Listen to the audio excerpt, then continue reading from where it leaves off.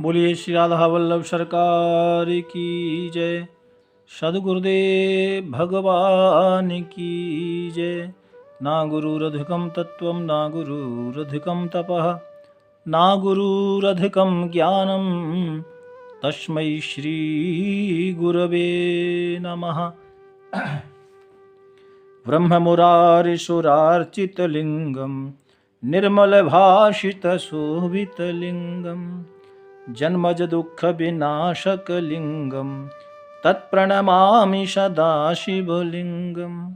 प्यारे भक्तों, परम पावन श्रावण मास में आप सभी भगवान भोलेनाथ, भूतनाथ, पार्वतीनाथ के 12 ज्योतिर्लिंगों का पावन चरित्र श्रवण कर रहे हैं। प्यारे भक्तों, आज हम कथा श्रवण करेंगे त्र्यंबकेश्वर ज्योतिर्लिंग। प्यारे भक्तों, ये जो त्र्यंबकेश्वर ज्योतिर्लिंग हैं, ये नासिक महाराष्ट्र में पड़ते हैं। ब्रह्मगिरी पर्वत पर ये विराजमान है।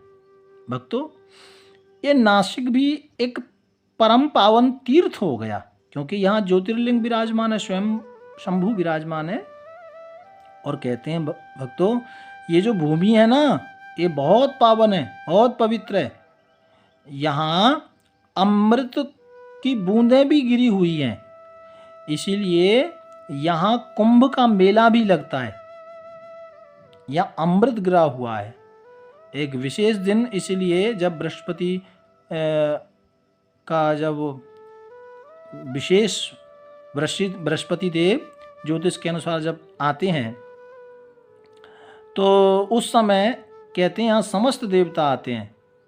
और ऐसा एक योग है जिसमें ये कुंभ का मेला पड़ता है, लगता है। तो ये भूमि भी बड़ी पवित्र है और बहुत पावन है, बहुत पावन स्थल है भक्तों। प्यारे भक्तों, शिव पुराण के अनुसार अब हम कथा श्रवण करते हैं। कथा, क्योंकि उससे ही पता लगेगा कि ये 12 ज्योतिर्लिंग कैसे बने। प्यारे भक्तों, एक बार यहाँ अनेक वर्षों से बारिश नहीं हुई थी। सभी मनुष्य, पशु, पक्षी सब परेशान हो गए और भूखे प्यासे मरने लगे, क्योंकि अकाल पड़ गया। और यहाँ से पलायन करने लगे, जाने लगे। सभी मनुष्य गण और सेवादार जो भी गण थे और जो भी वहाँ ऋषि मुनि जो सब रहते थे, सब वहाँ से पलायन करने लगे। और सब दुखी होकर के वहाँ गौतम ऋषि भी रहते थे। भक्तों, सभी एकत्रित होकर गौतम ऋषि के पास आए, प्रार्थना करने लगे, गुरुदेव हमारी रक्षा करो, क्योंकि जल के बिना यहाँ सभी प्राणी मारे जा रहे हैं। प्यारे भक्तों, जब गौतम ऋषि ने सभी को दुखी देखा और दुखी देखकर ऋषि गौतम ने वरुण देव को प्रसन्न करने के लिए 6 महीने तक निरंतर तप किया। श्री वरुण देव जी प्रसन्न हुए और प्रसन्न होकर कहा, हे ऋषिदेव, आपने मुझे प्रसन्न किया है, मैं क्या सेवा करूं, क्या चाहते हैं आप? तो कहा कि आप वरुण देव हैं। वरुण देव यानी स्वयं जो जल के स्वरूप हैं भक्तों। तो कहा आप प्रसन्न हैं तो यहाँ पर जल के रूप में प्रकट हो जाए। प्यारे भक्तों, तब वरुण देव ने कहा कि आप जगह निश्चित करो, यानी कहीं भी एक जगह गड्ढा खोदो। और गौतम ऋषि ने एक जगह निश्चित की, एक सरोवर, एक छोटा सा कुंड बनाया और उसी कुंड में वरुण देव जी प्रकट हो गए। प्यारे भक्तों, और वहाँ वरुण देव प्रकट हो गए, पूरा कुंड जल से भर गया। और उस दिव्य जल के कारण वहाँ फिर से दोबारा हरियाली छा गई। जितने प्राणी मात्र थे ना, सब प्रसन्नता से दोबारा वापस वहाँ रहने लगे। महर्षि गौतम ऋषि की सब जय जयकार करने लगे। प्यारे भक्तों, एक दिन की घटना, उस कुंड पर महर्षि गौतम ऋषि के शिष्य, क्योंकि गुरुकुल भी था ना वहाँ, तो छोटे छोटे शिष्य ब्राह्मण बालक जल लेने के लिए वहाँ गए। प्यारे भक्तों, और उसी कुंड पर वहाँ और जो ब्राह्मण गण थे और जो ऋषि मुनि गण थे, उनकी पत्नियां भी वहाँ आई थीं जल लेने के लिए। और वो दोनों में बहस हो गई। वो बच्चे कहें कि पहले हम चल लेंगे और ऋषि पत्नियां कहें हम लेंगे। तो इतने में वहाँ गुरु माँ अहिल्या आ गई और गुरु माता अहिल्या ने कहा, देखो देवियों, ये छोटे छोटे बच्चे बहुत पहले से आए हुए हैं, बहुत देर से खड़े हैं, तो इन्हें पहले जल प्राप्त होना चाहिए। जब ऐसे बोला माता अहिल्या ने, तो इस बात पर जो ब्राह्मण पत्नियां थी ना, उनको बुरा लगा, अच्छा नहीं लगा। उनको लगा कि इनके पति ने कुंड बनाया है ना, इसलिए इनको घमंड हो गया, इसलिए ऐसा बोल रही हैं। इनको लगता है कि ये कुंड हमारा है। और इसी बात को लेकर भक्तों, वो पत्नियां जो जल लेकर गईं और अपने अपने पतियों को, यानी ब्राह्मणों को, वेद ब्राह्मणों को घर जा कर के आग लगा दी। मतलब एक बात की 4 गल्लाएं लगा दी। देखो, मैं अक्सर कहता हूँ कि माताओं के अंदर यदि ईर्ष्या नहीं होती तो हर माँ अनुसुईया होती। अनुसुईया मतलब सुईया से रहित, यानी ईर्ष्या से रहित। तो वो अपने पत्नियों ने अपने पतियों को भड़का दिया, कहा कि वो तो नाना तरह से पता नहीं क्या क्या बोल रही थी, हमारा उन्होंने सम्मान नहीं किया, हमको धिक्कारा, और एक बात की, छोटी सी बात की बहुत सारी बातें कर दी। इस बात पर बदला लेने के लिए वो जो ब्राह्मण थे ना, उन्होंने भगवान गणेश जी की आराधना की। समस्त ऋषि मुनियों ने भगवान गणेश जी की आराधना की, पूजा की और तपस्या भी की। कहते हैं वहाँ भगवान गणेश जी प्रकट हो गए और ब्राह्मणों को कहा कि आप मांगो, क्या चाहिए। तो वो ब्राह्मणों ने कहा कि आप गौतम ऋषि को दंड दो, क्योंकि उन्होंने हमारा अपमान किया है और हम चाहते हैं उनका भी अपमान हो। इसी कार्य के लिए आप हमारी सहायता करो। यह बात सुनकर भगवान श्री गणेश ने कहा, देखो, बिना बात के द्वेष रखना ठीक नहीं है, क्योंकि इसमें गौतम ऋषि का कोई दोष नहीं है, और यदि आप नहीं मानते इस बात को तो इसका परिणाम तुम्हें भोगना पड़ेगा। लेकिन जिन्होंने तप किया था ना, तो वही तप का फल तो मिलता है। गणेश भगवान कहते हैं, देखो, जिन्होंने अपनी तपस्या से पूरे प्रदेश की रक्षा की, लोगों को जीवन दान दिया, और उन्हीं के लिए आप कहते हैं दंड दो। लेकिन वो ब्राह्मण मुनि लोग हट करने लगे कि नहीं नहीं, आप तपस्या से प्रकट हुए हैं, आपको ये जो मांगा है देना पड़ेगा। भगवान गणेश ने कहा, ठीक है, तुम्हारी बात को मैं स्वीकार करता हूँ।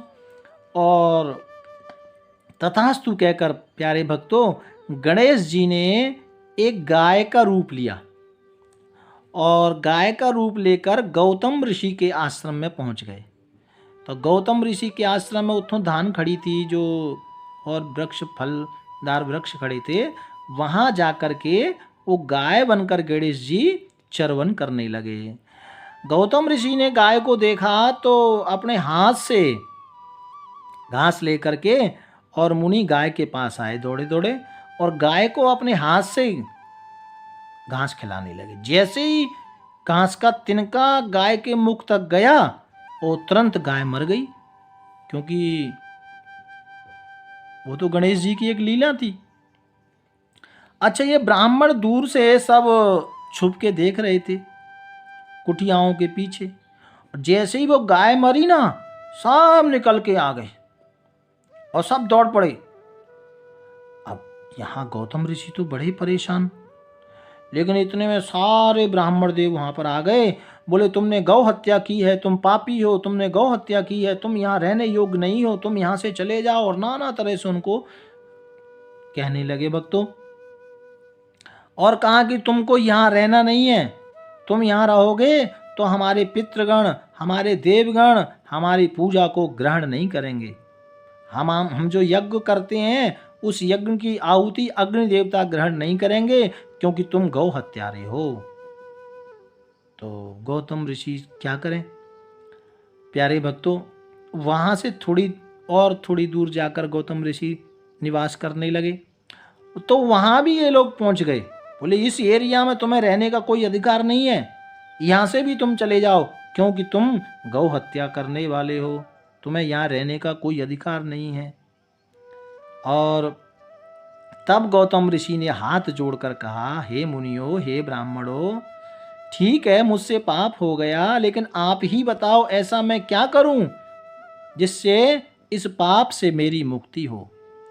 प्यारे भक्तों, तब ब्राह्मणों ने कहा कि तुम अपने पाप को मानकर, कि मैंने किया ऐसा मानकर 3 बार पूरी पृथ्वी का परिक्रमा लगाओ, लौटकर 1 महीना व्रत करो, उसके बाद ब्रह्मगिरी पर्वत की 108 परिक्रमा लगाओ और उसके बाद 1 करोड़ पार्थिव शिवलिंग का पूजन करो और गंगा जी को यहाँ प्रकट करो, फिर गंगा जी में स्नान करके फिर पार्थिव शिवलिंग की पूजा करो। ऐसा तुम करोगे तो तुम्हें पाप से मुक्ति मिलेगी। बड़ा कुछ बता दिया। और कहा उसके बाद भी फिर 11 बार ब्रह्मगिरी पर्वत की परिक्रमा लगाओ और फिर 100 घड़े जल से रोज 21 दिन तक पार्थिव शिवलिंग की पूजा करो। ऐसा सब कुछ बता दिया, तब जाकर तुम्हारा पाप नष्ट होगा। ब्राह्मणों ने जैसा कहा ऋषि गौतम ने वैसा ही किया। माता अहिल्या ने अपने पति का साथ दिया। भक्तों, ऋषि ने तपस्या की और तपस्या से प्रसन्न होकर भगवान शंकर पार्वतीनाथ वहां प्रकट हो गए और कहा कि मैं तुम्हारी आराधना से प्रसन्न हूं, मांगो क्या चाहिए। तब गौतम ऋषि ने कहा, हे महादेव, यदि आप मुझसे प्रसन्न हैं तो मुझे निष्पाप होने का वरदान मांगा कि मुझे निष्पाप कर दो, मैंने जो पाप किया है उससे मुझे मुक्त कर दो। भगवान शंकर ने कहा, हे ऋषिदेव, तुम पापी नहीं हो, तुम तो सदा सदा निष्पापी ही हो। इन दुष्टों ने तुम्हारे साथ छल किया है, इन पापियों का कभी उद्धार नहीं होगा। गौतम ऋषि ने सुना, एकदम विस्मृत हो गए, होकर बोले, नहीं महादेव, इन पर क्रोध नहीं करना। यदि इन मुनियों ने ऐसा नहीं किया होता तो मुझे आपका दर्शन कैसे प्राप्त होता, आप मेरे ऊपर कैसे प्रसन्न होते। और उसके बाद प्यारे भक्तों, महादेव को गौतम ऋषि ने कहा कि नाथ, पहले तो मुझे गंगा प्रदान कीजिए। भक्तों, शिव जी ने माँ गंगा को वहां अवतरित होने को कहा। तो माँ गंगा ने कहा कि मैं आ सकती हूँ, लेकिन मेरी एक शर्त है। क्या? मैं तब ही आऊंगी इधर जब भगवान महादेव भी यहाँ लिंगम के रूप में, यदि ज्योतिर्लिंग के स्वरूप में आप स्वयं यहाँ वास करेंगे तो मैं यहाँ प्रकट होंगी। यह सुनकर भगवान शिव जी ने कहा, तथास्तु। तो इस तरह से प्यारे भक्तों, ये त्र्यंबकेश्वर महादेव ज्योतिर्लिंग नाम का जो स्थान है वो बना। और प्यारे भक्तों, माँ गंगा वहाँ गोदावरी नाम से विख्यात हुई। तो प्यारे प्रभु प्रेमियों, भगवान पार्वतीनाथ श्री त्र्यंबकेश्वर महादेव के श्री चरणों में प्रणाम करते हुए अपनी वाणी को विराम देता हूँ। प्यार से बोलो, राधे राधे राधे राधे।